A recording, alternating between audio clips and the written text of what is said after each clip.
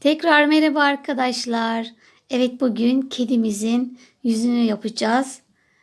Bakalım nasıl olacak, ben de merak ediyorum. Şimdi hemen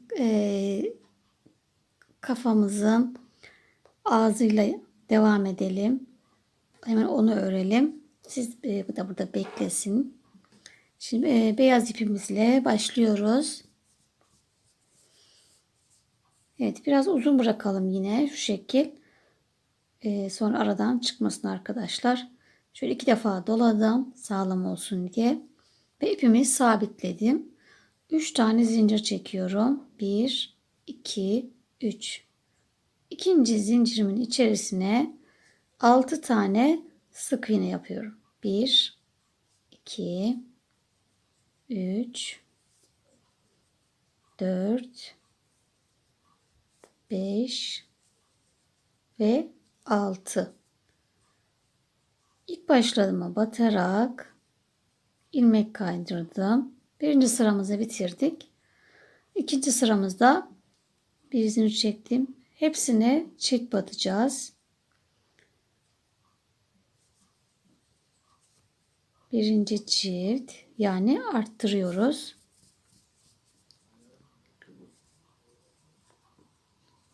İkinci arttırma. Üçüncü arttırma.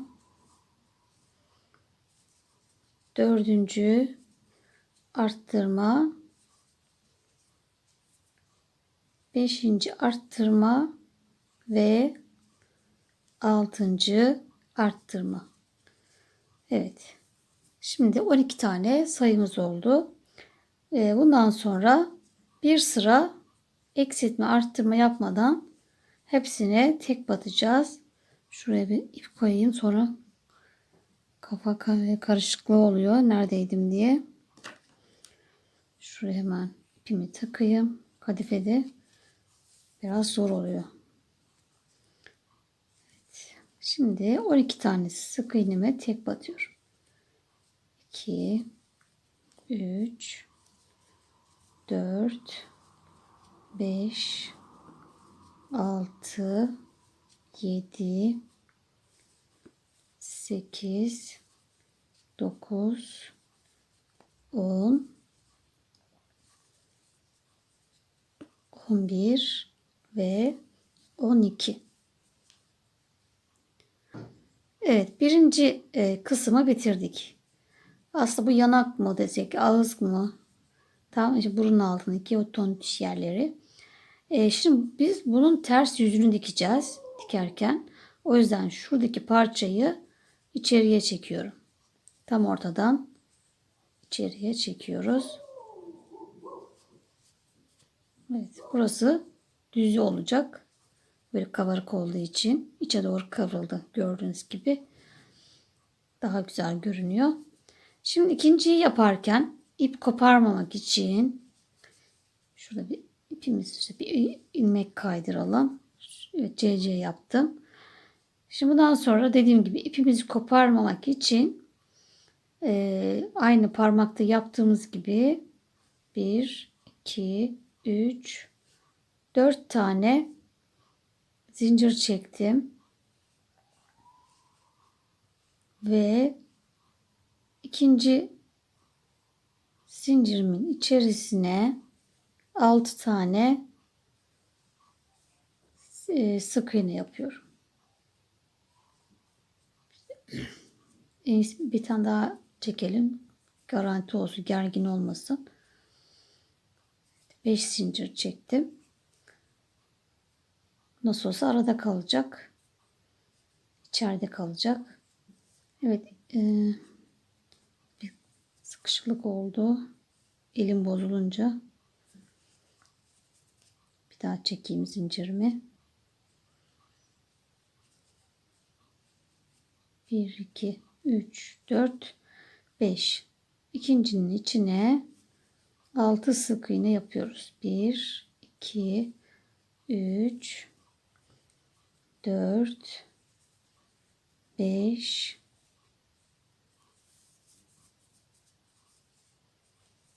ve 6. Şimdi bu zincirin burada kalmasını istiyorum ya, düz tarafta. O yüzden bunu bu tarafa aldım. Bak buradaydı. İçine aldım. İlk baştakine batarak ilmek kaydırıyorum. Zincirim düz tarafta kaldı. Çünkü biz tersini kullanacağız. Evet, bir zincir çektim. Şimdi her bir sık iğneme yine çift batıyorum. 6 sık iğnemize hepsine çift batarak arttırmış oluyoruz. Birinci arttırmam, ikinci arttırma, üçüncü, dördüncü,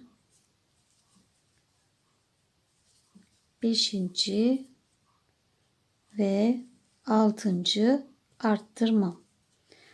Evet, şimdi bir sıra düz öreceğiz. Yani yine 12 tane sık iğnemiz oldu. İkinci sıramızda, üçüncü sıramızda hepsine tek batıyoruz. 1, 2, sıramı da belirleyeyim. 2 tane yapmıştım. Şurası.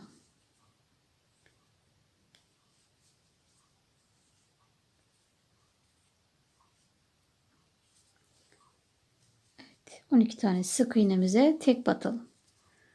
1, 2, 3, 4, 5, 6, 7, 8, 9, 10, 11 ve 12.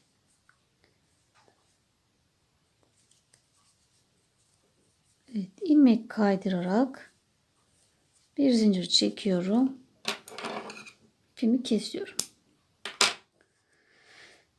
Evet. Bu şekilde dikeceğiz ikisini yan yana. Bakın şöyle. Çok hoş oldu. Gördüğünüz gibi. Bunları böyle dikeceğiz. Evet, şimdi küçük burnunu çalışacağız arkadaşlar. Normalde böyle ten rengi kedilere çok yakışıyor. Ama ben pembe ördüğüm için şöyle koyduğumda hiç görünmüyor. O yüzden böyle siz koyu renk çalışıyorsanız kedinizi, o yüzden size tavsiyem yine böyle ten rengi çok güzel durur. Daha önceki kedimizde olduğu gibi. Şimdi ben siyahlı yapacağım. Sihirli halka içine 6 tane sık iğnemi yaptım. İlmek kaydırarak birleştirdim. Bir zincir çektim. Şimdi ikinci sıramdayım. Ve 2 tane tek batıyorum. 1, 2. Bir tane arttırıyorum. 2 tane tek. Bir arttır.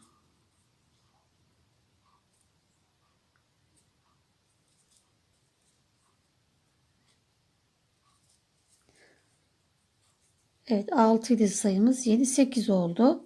Şöyle şeyimizi koyalım. Sıramızı belirlemek için ipimizi. Şimdi 3 tane tek, bir arttır yapacağız. Siyah olduğu için çok zor görünüyor.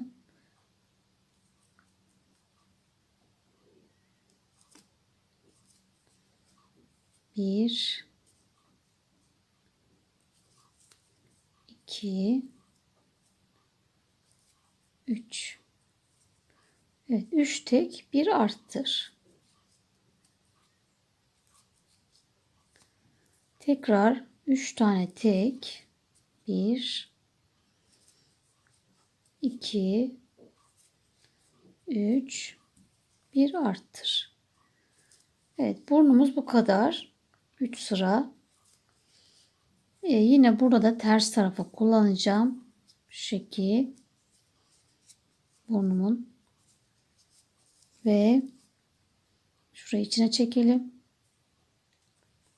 Şu ipimizi içeriye alalım. Düz tarafa.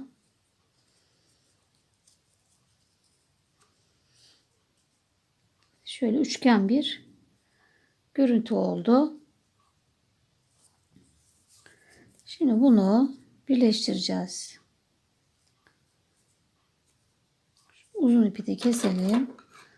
Fazla uzun. Şöyle ortadan kestim. Dipten kesmiyoruz hiçbir zaman. Evet, şimdi iki ucu birbirine sık iğne ile birleştiriyorum. Tam böyle katladım. İkisini beraber sık iğne ile örüyorum. Burada bir üçgen görüntü yaptık. Evet, bu şekilde üçgen görüntümüz. Ve ipimizi şöyle uzun keselim. Evet, bu şekilde dikerken burnumuzun böyle arasına yapacağız. Evet, şimdi burnumuzu dikmeden önce şu kirpiklerimizi yapalım. Ben çift kat olarak çalışacağım. İpim bebe ipiydi, siyah. O yüzden çift kat yapacağım. Kadifede çünkü içeriye fazla girdiği için bununla yapacağım. Şimdi gözümün tam ortasından, şu beyaz mavinin orta hizadan şuradan çıkacağım. Boynumdan giriyorum.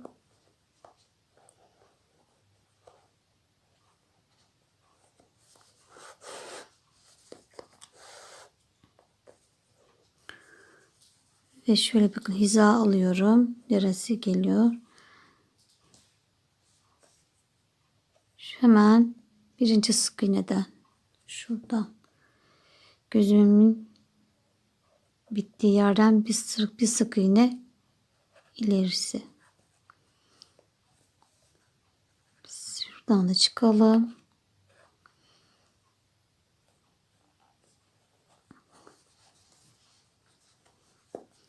Gözümün üzerinden de çıktı. Müessada işi öğreniyor. Değil mi kızım? Bak böyle yapacaksın, tamam. Bak böyle yapacaksın, öğren. Sana yaptıracağım. Evet, kalfa yetiştiriyoruz. Şöyle tutayım, daha iyi olur. Evet, bu şekilde ipimin içine batıyorum. Dik olarak. Ve aynı yerden tekrar çıkacağım. Kirpik yapmak için.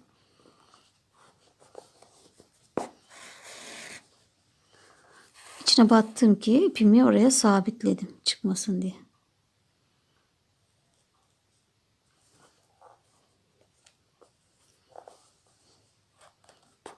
Evet. Oraya tutturdum. Şimdi şöyle de kirpik yapacağız. Şu mavinin hizasına geliyor birinci. Şu çapraz olarak. 1 2 1 2 şurası.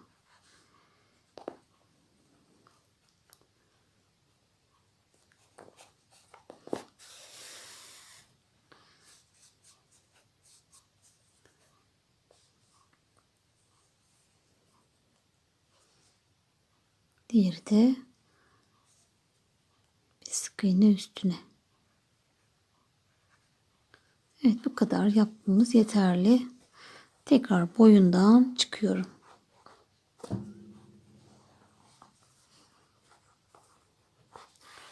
Bu arada kafamı güzel doldurdum.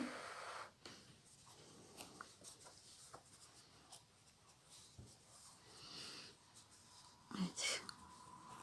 Bu şekilde arkadaşlar. Kirpiklerimiz. Farkı da yapabilirsiniz tabii. Sizin zevkinize kalmış. Takma kirpik yapabilirsiniz. Daha önce yaptığımız gibi. Geyikte yapmıştık. Unicorn'da yaptık. Bu şekilde takma kirpik de yapıştırabilirsiniz. Evet, şimdi evet, bu şekil olduk. Çok da süremiz hemen akıyor arkadaşlar. Şimdi bunları dikeceğiz önce. Şöyle yerleştirelim, yerini bulayım. Önce şuradan ortadan bunları birleştireceğim, dikeceğim beyazla. Evet, önce burnumuzu ya da ağız diyelim. Şöyle tam ortadan içinden geçirerek karşılıklı dikelim arkadaşlar.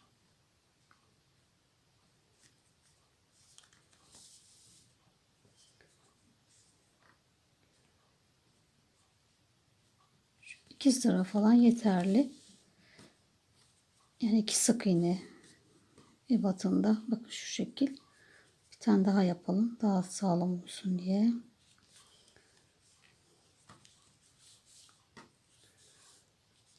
Evet, bunu böyle birleştirdik. Şimdi buraya dikeceğiz. Bir tane daha yapayım. Çok zayıf geldi.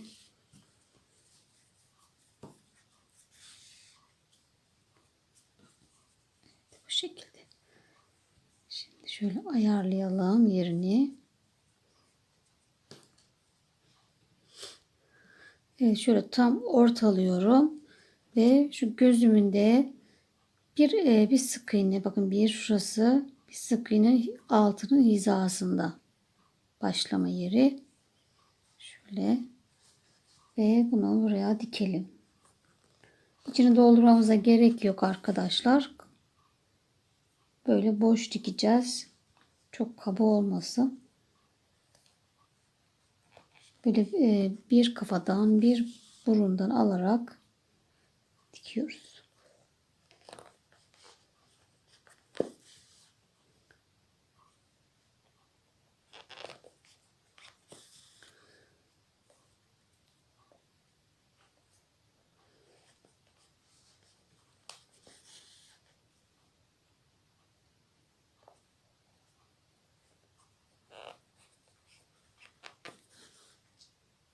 Evet, böyle devam edelim. Şimdi ben kucağıma almam gerekiyor. Burada çok zor oluyor çünkü.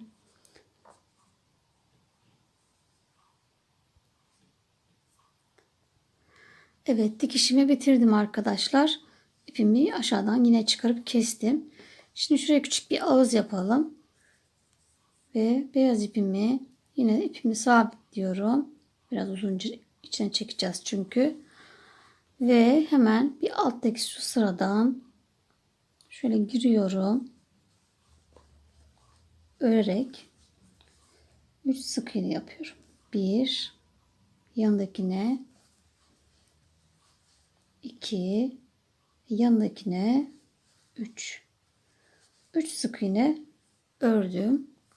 Şimdi şuradan dönerken şuradan bir üstteki dudaktan, bakın şuradan hemen oraya denk gelen yere ilmek kaydırıyorum. İlmek kaydırarak ilmek kaydırdım. Bu tarafa döndüm. Şimdi bir zincir çekelim ve bu tarafa yine 3 tane sık iğne örelim.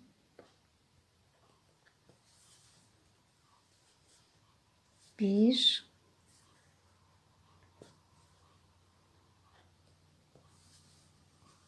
iki ve üçüncü. 3 sık iğne yaptım. Yine şimdi buradaki bıyığımızın yine aynı oraya denk gelen, bakın şöyle nereye denk geliyor? Şu tam ortaya. Buraya ilmek kaydırıyorum. Şu şekilde ve böyle bir burada bir ağzımızı oluşturduk. Ve bunu bir zincir çekerek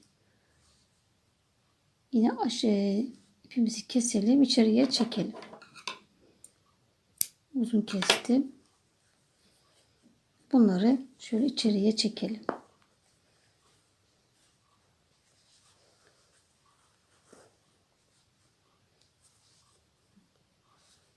Diğerinde öyle.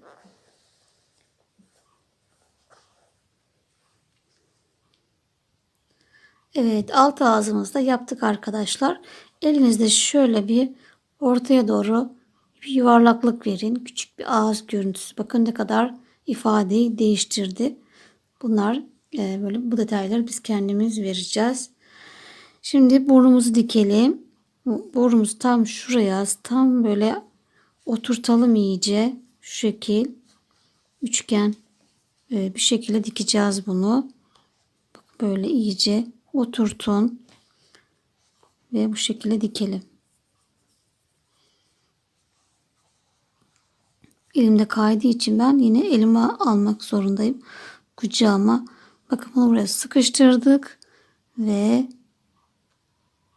şöyle hemen karşıya alıyorum, önce bir sabitliyorum.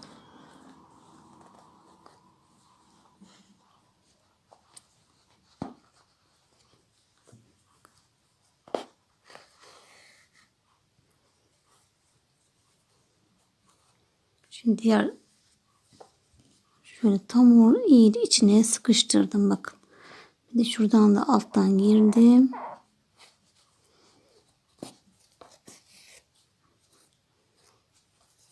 Evet. Önce buraya bir yerleştirdim. Bundan sonra daha rahat böyle dikeceğiz. İçine iyice gömülsün. Böyle küçük bir burun olsun.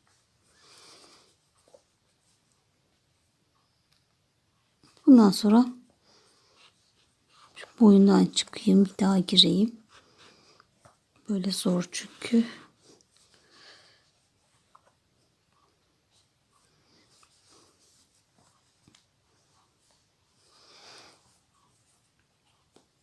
Şunları düzelterek eşit olması lazım. Yeniden giriyorum.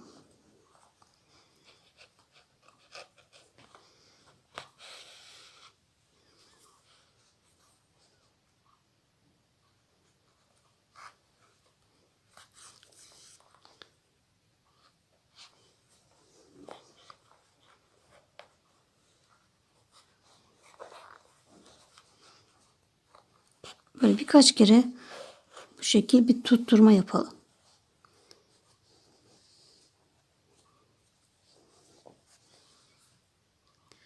Evet, şimdi kulaklarımızı dikelim arkadaşlar. Evet, kulağımın birini diktim arkadaşlar. Yerini belirledim. Şimdi ikinciyi beraber yapalım. Şöyle tam beyazımız ortaya gelecek şekilde katlıyoruz. Ve şöyle içeri karşılıklı dikelim. Rahat dikmemiz için.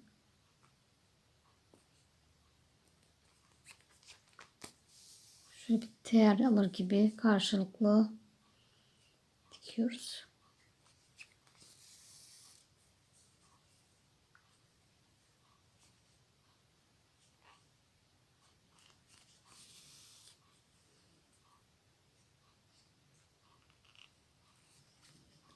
Gayet seyrek diktim.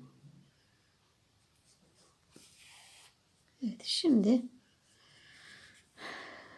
şu şekil ortadaki birinci sıramızın ikinci sıramızın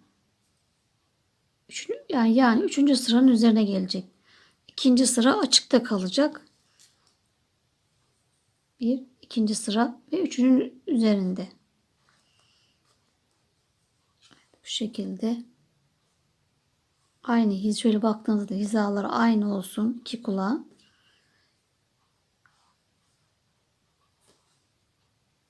Kontrol edelim. Şu şekil. Şu hizalar da aynı olsun. Evet, şimdi bunu açık daha kaydırabilirim.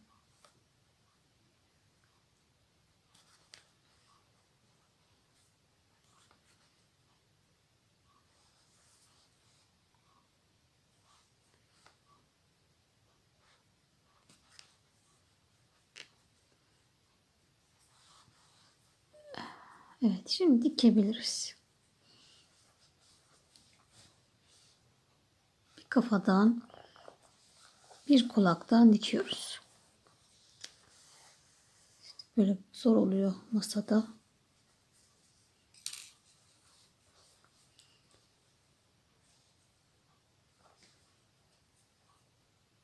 Bir kulaktan alıyorum.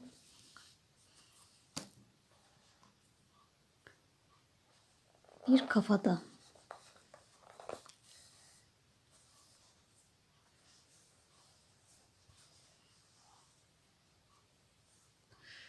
Bak sıram kaydı.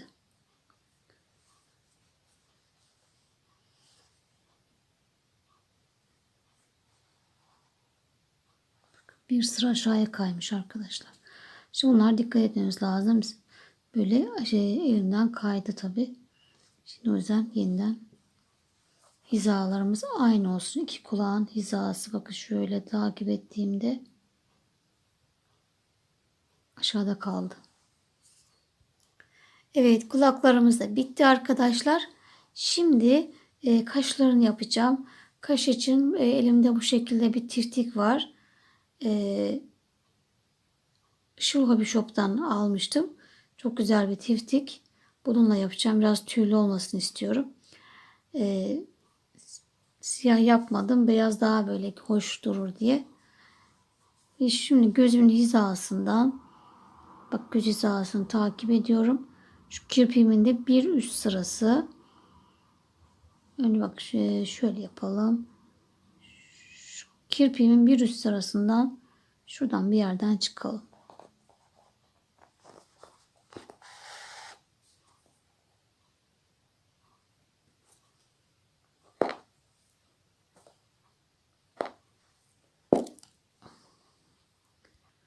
Evet, hemen kirpiğimin bir üstünden çıktım. Yani şu mavi gözün hizasını takip ediyorum. Evet, şimdi buradan bir üst sırasından çıkacağız. Bir üst sırası şurası. Buradan bu tarafa sayıyorum. Bunu saymadan bu tarafa 1, 2, 3. Üçüncüye battım. Şimdi diğer gözümün de şu mavinin hizası bir kaydırıyorum bu tarafa. 1, 2, 3. Dördüncüye batıyorum.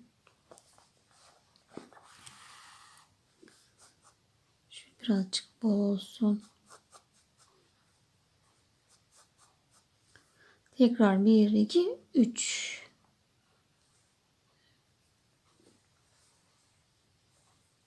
Şöyle de bakalım. Şurası. Yine arkadan bir yerden çıkıp düğümleyeceğim ve ipimi keseceğim.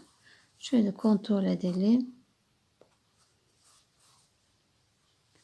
Evet, çok belli olmadı ama beyaz da yakışıyor. Evet, şimdi göz çukurumuzu yapalım. Uzun iğneme koton kendi renginde ipimi taktım ve gözümün orta kısmından çıkıyorum. İpimi biraz uzun bırakacağım. Şöyle bağlamak için. Sonra diğer gözümün tam orta hizasından karşıdan çıkıyorum aşağıya.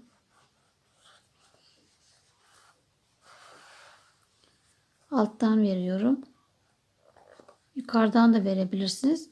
Bu simli gözlerde yukarıdan verdiğinizde içine giriyor ve o simi bozuyor arkadaşlar. O yüzden alttan verdim ben.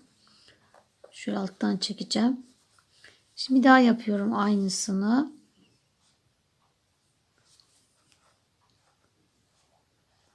Bırakmasın diye. Bir kere de yaptığımca olmuyor. 2 kere gerekli. Bir daha.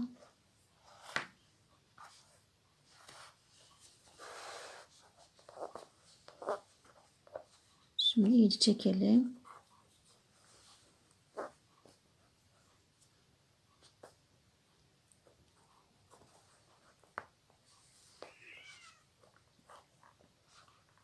Şimdi diğer gözümüze yine orta kısımdan çıktım. Yine karşıya tam ortadan aşağı iniyorum.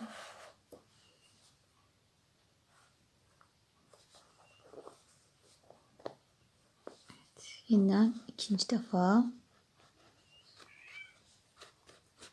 aynı yerlerden çıkıyoruz.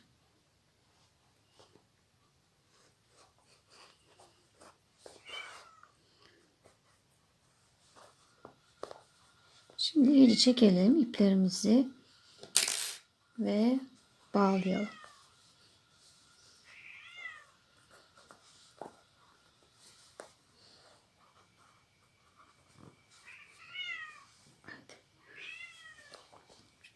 İyice çekelim. Sonra dediğim gibi bağlayalım. Şimdi ben iyice asılacağım bağlayabilmek için. Şöyle bağlayacağız. Ben göstereyim dedim ama sıkıca bağlayalım arkadaşlar. Ben kucağımda çekmem lazım. Evet, kafamız bitti arkadaşlar. Umarım beğenmişsinizdir. Ben çok beğendim. Çok tatlı oldu. Gözlerde çekilince daha hoş oldu. Şimdi buradaki kedimizin bıyıkları gibi yapmak istiyorsanız da misineli ip lazım. Ve bu videonun altına da bu daha önce yapmış olduğum bu videonun linkini bırakacağım. Konuşamadım, kusura bakmayın. Dediğim gibi nasıl yapıldığını bu videonun altına linkini bırakacağım. Şu an zamanımız çok aştı. O yüzden şimdi boynuna bir gül yapmak istiyorum. Şimdi onu yapalım beraber. Evet, kedimizin boynunu süslemek için böyle ışıl ışıl simli Lanosa Sim ile bir gül yapacağım. Bir de yine aynı böyle buz mavisiyle de veya grimsi bir renk. Ona da böyle önce bandını yapacağım. Şöyle düğme deliği var. Ve ondan sonra da gülü yapacağız. Şimdi önce 12 tane zincir çektim. Arkadaşlar şöyle oraya sökeyim. Evet.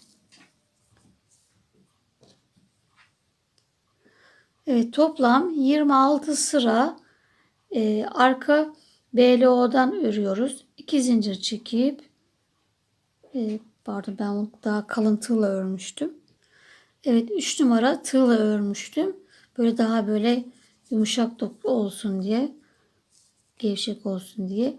Dediğim gibi 2 zincir çekip arkadaki BLO'dan ve sahte trabzan olarak ördüm. Yani bir kere de çekiyoruz. Batıp çıkıp bir kere de kapatıyoruz trabzanımızı.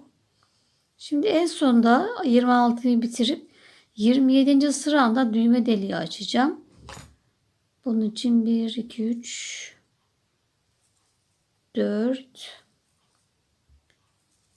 5 tane sahte trabzan yaptım. Bir zincir çekiyorum. Bir tane atlıyorum. Yanındakine yine sahte trabzan yaptım. Buraya da yine 5 tane tekli trabzan. Diğer adı tekli trabzan. Tek çekimli bir kere çekiyoruz. Tığın üstüne alıp batıp bir kere de çektiğimizin tekli trabzan. Evet, düğme deliğini açmış oldum. Bir zincir çektim. Dönüyorum. Şimdi burayı normal sık iğne yapacağım. Sıra sona kadar hepsine tek batıyorum. Boşluğa da bir tane batıyorum.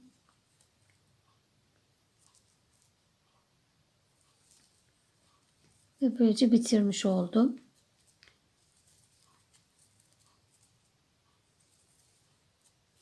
Şimdi hemen gül yapmaya başlayalım. Evet, düğme deliğimiz bu şekilde oluştu. Bir zincir çekip ipimizi keselim. Evet. Siz de böyle kendi kedinize ölçerek yapın. İp farkından değişik olabilir arkadaşlar. Şimdi güle başlayalım. Evet, pembe rengin kod numarasını merak eden varsa C933 P378 arkadaşlar. Lanosa simsim. Normal simli iplerle de yapabilirsiniz. İlla ki bu şart değil. Veya normalde yapabilirsiniz. Normal iplerle de fark etmez. Evet, toplam 65 tane zincir çektim. Tığım 2,5 milim ve tığımın üzerine alıyorum. 5. zincirime sayıyorum. 1, 2, 3, 4, 5. 5. zincire batıyorum. Trabzan olarak tığın üstüne almıştım ipimi. Ve 2 defa da çıkıyorum. 1, 2. 3 zincir çekiyorum. 1, 2, 3. Yine tığımın üstüne aldım. Hep trabzan çalışıyoruz. Ve aynı zincirin içine batıyorum. 2 defa da çıkıyorum. V şekli yaptık. 3 zincir. 1, 2, 3. Üçüncü zincire batıyorum. 1, 2, 3. zincire battım. Yeniden ikili trabzan yaptım. Yine 3 zincir. 1, 2, 3. Aynı zincirin içine 2 defa da çıktım. Tekrar 3 zincir. 1, 2, 3. Tekrar 3. zincire batıyorum. 1, 2, 3.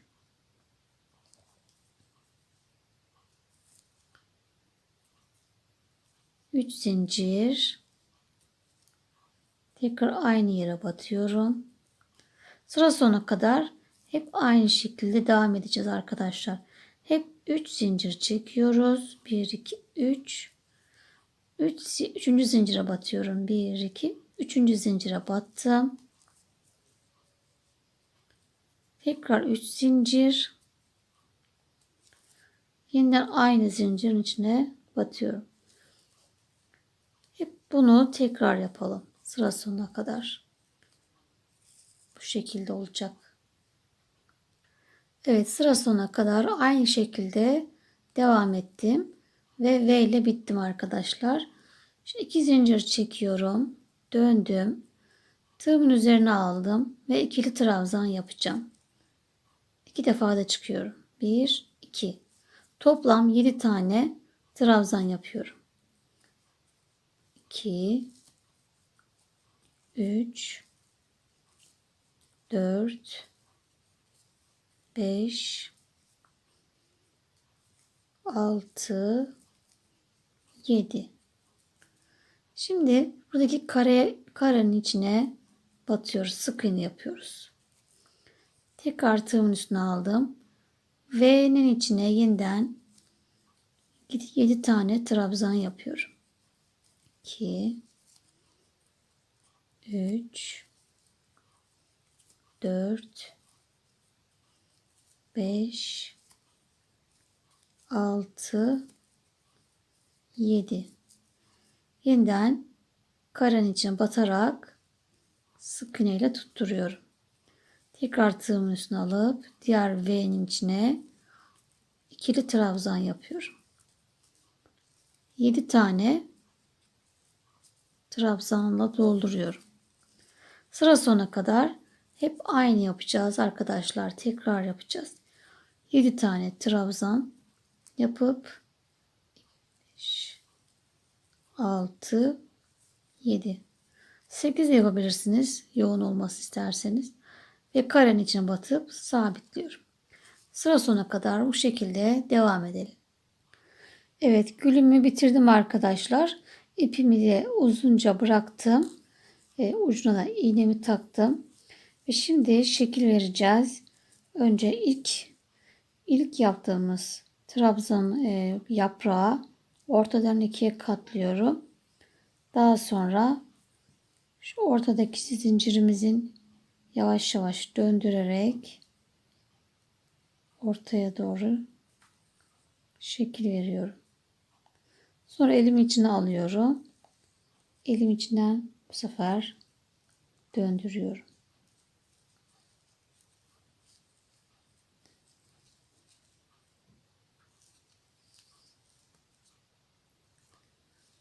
Hep zincirin hep üstüne gelecek şekilde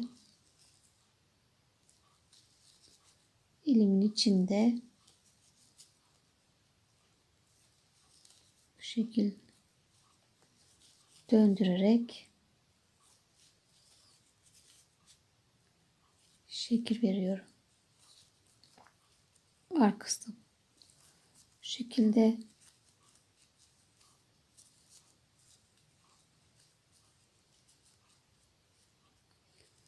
evet. Ve gülümüz şekil aldı. Şimdi bunu arkadan bu zincirlerimizi her kat zinciri aşağıya doğru iniyorum.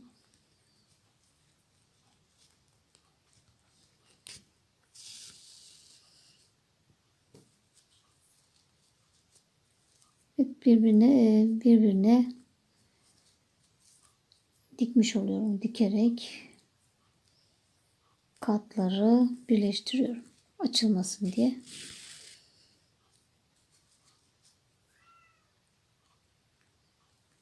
Bu şekilde yapalım. Çok süremiz açtı arkadaşlar. Her zincirin içinden geçin, her kattan.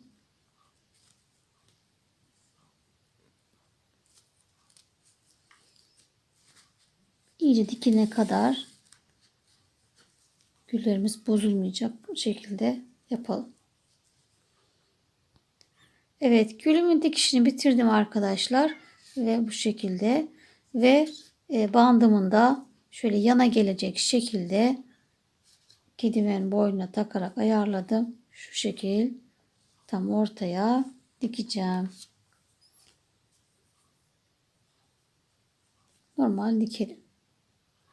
Evet, boyunluğumuz bitti arkadaşlar. Buraya diktim. Şimdi hemen kafamızı yerleştirelim. Ondan önce buradaki kısmı biraz pusturmamız lazım şu şekil. Böyle tam arttırdığımız yerden giriyorum. Ortadan çıkıyorum. İpimin içinden geçiyorum.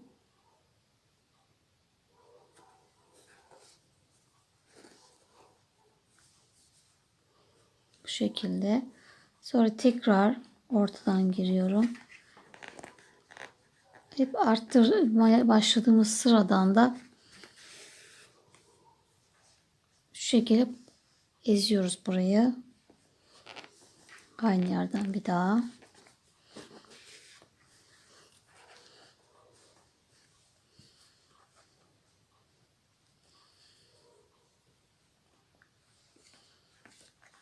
Belli aralıklarla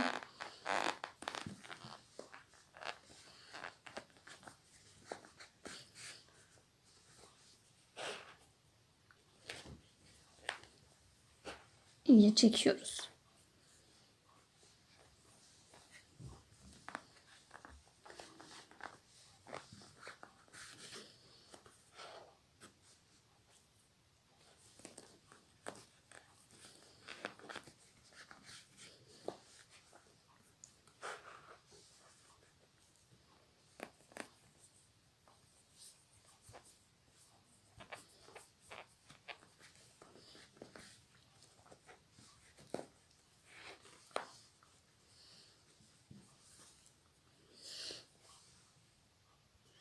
Evet, şimdi de kafamızın içini bunu yerleştirmek için elyafımızı puzduruyoruz iyice.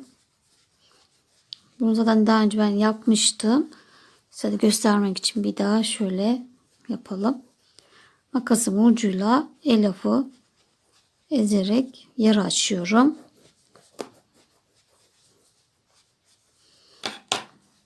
Bu şekilde. Ve bunu da buraya yerleştiriyoruz.